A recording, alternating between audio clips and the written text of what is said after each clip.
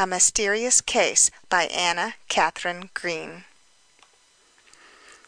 It was a mystery to me, but not to the other doctors. They took, as was natural, the worst possible view of the matter, and accepted the only solution which the facts seemed to warrant.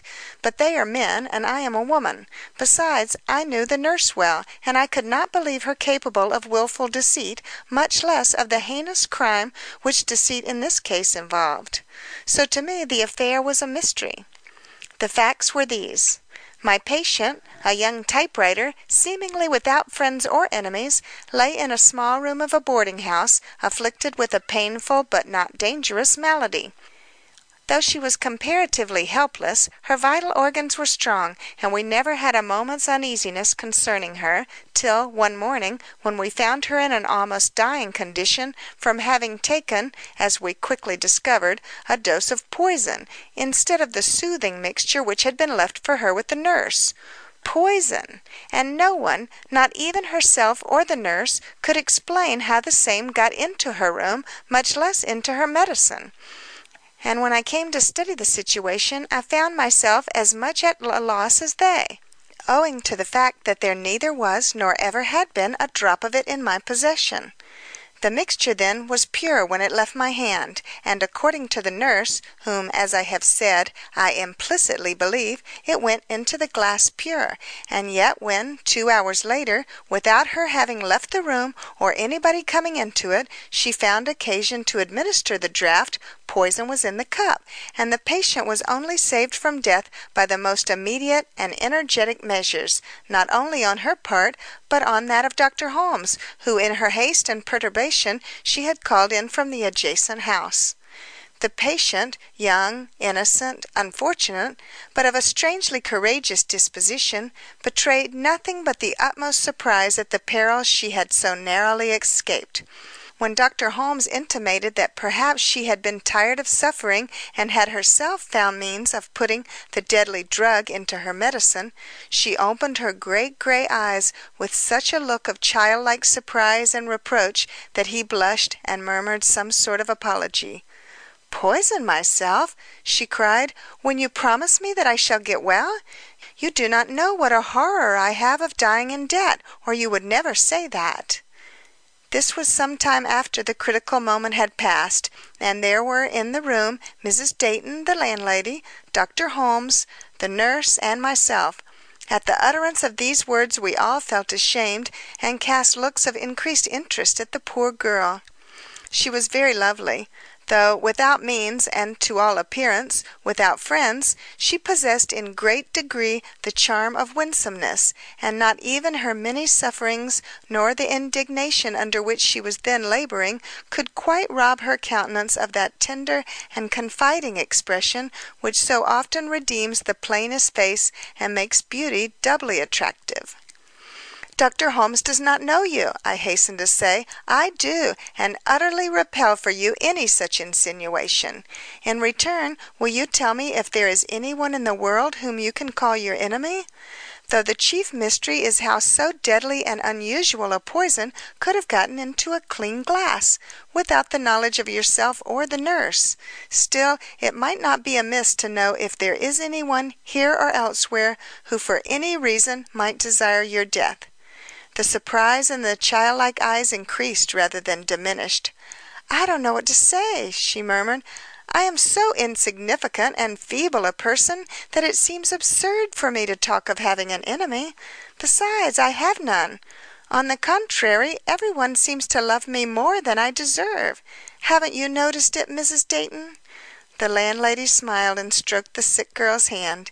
"Indeed," she replied, "I have noticed that people love you, but I have never thought it was more than you deserved. You are a dear little thing, Addie."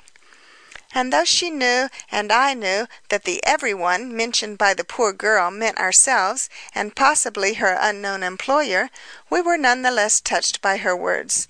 The more we studied the mystery, the deeper and less explainable did it become.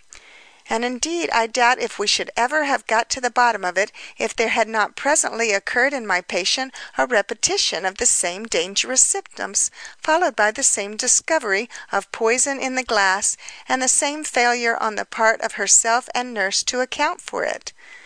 I was aroused from my bed at midnight to attend her, and as I entered her room and met her beseeching eyes looking upon me from the very shadow of death, I made a vow that I would never cease my efforts until I had penetrated the secret of what certainly looked like a persistent attempt upon this poor girl's life. I went about the matter deliberately. As soon as I could leave her side, I drew the nurse into a corner and again questioned her. The answers were the same as before. Addie had shown distress as soon as she had swallowed her usual quantity of medicine, and in a few minutes more was in a perilous condition. "Did you hand the glass yourself to Addie?" "I did." "Where did you take it from?"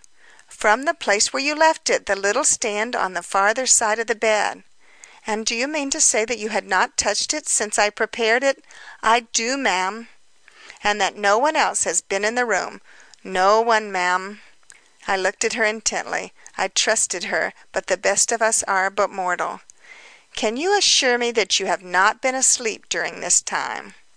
"Look at this letter I have been writing," she returned. "It is 8 pages long, and it was not begun when you left us at 10 o'clock." I shook my head and fell into a deep reverie. How was that matter to be elucidated, and how was my patient to be saved? Another draught of this deadly poison, and no power on earth could resuscitate her. What should I do, and with what weapons should I combat a danger at once so subtle and so deadly? Reflection brought no decision, and I left the room at last, determined upon but one point, and that was the immediate removal of my patient. But before I had left the house I changed my mind even on this point. Removal of the patient meant safety to her, perhaps, but not the explanation of her mysterious poisoning. I would change the position of her bed, and I would even set a watch over her and the nurse, but I would not take her out of the house, not yet. And what had produced this change in my plans? The look of a woman whom I met on the stairs. I did not know her, but when I encountered her glance I felt that there was some connection between us, and I was not at all surprised to hear her ask, "And how is Miss Wilcox today?" "Miss Wilcox is very low," I returned. "The least neglect, the least shock to her nerves, would be sufficient to make all my efforts useless. Otherwise—" "She will get well?" I nodded. I had exaggerated the condition of the sufferer, but some secret instinct compelled me to do so. The look which passed over the woman's face satisfied me that I had done well, and though I left the house, it was with the intention of speedily returning and making inquiries into the woman's character and position in the household. I learned little or nothing. That she occupied a good room and paid for it regularly seemed to be sufficient to satisfy Mrs. Dayton. Her name, which proved to be Leroux, showed her to be French, and her promptly paid $10 a week showed her to be respectable. What more could any hard-working landlady require? But I was distrustful. Her face, though handsome, possessed an eager, ferocious look which I could not forget, and the slight gesture with which she had passed me at the close of the short conversation I had given before had a suggestion of triumph in it which seemed to contain whole volumes of secret and mysterious hate. I went into Miss Wilcox's room very thoughtful. "I am going—" But here the nurse held up her hand. "Hark!" she whispered. She had just set the clock and was listening to its striking. I did hark, but not to the clock. "Whose step is that?" I asked, after she had left the clock and sat down. "Oh, someone in the next room. The walls here are very thin, only boards in places." I did not complete what I had begun to say. If I could hear steps through the partition, then could our neighbors hear us talk, and what I had determined upon must be kept secret from all outsiders. I drew a sheet of paper toward me and wrote: "I shall stay here tonight. Something tells me that in doing this I shall solve this mystery. But I must appear to go. Take my instructions as usual and bid me good night. Lock the door after me, but with a turn of the key instantly unlock it again. I shall go downstairs, see that my carriage drives away, and quietly return. On my re-entrance I shall expect to find Miss Wilcox on the couch with the screen drawn up around it, you in the big chair, and the light lowered.